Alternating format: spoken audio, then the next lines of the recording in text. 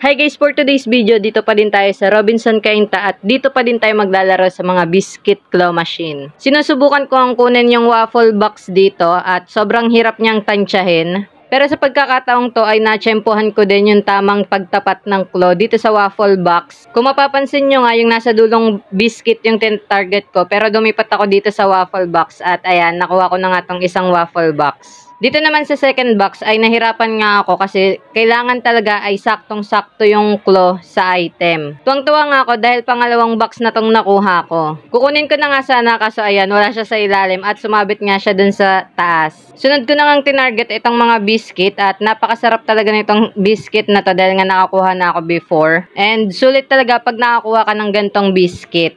So syempre nasa bandang dulo na tong dalawang item na natira kaya nagpa-assist na ako at ito, unang try ko nga lang ay nakuha na din tong isa pang biscuit.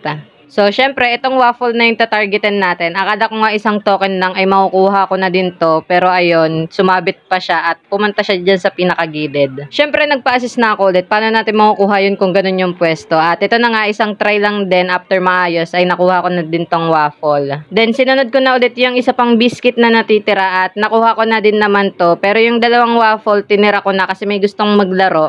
Pero hindi sila nakukuha kaya binigay ko na yung isang waffle sa kasama nilang bata. Yun lang, thank you and goodbye!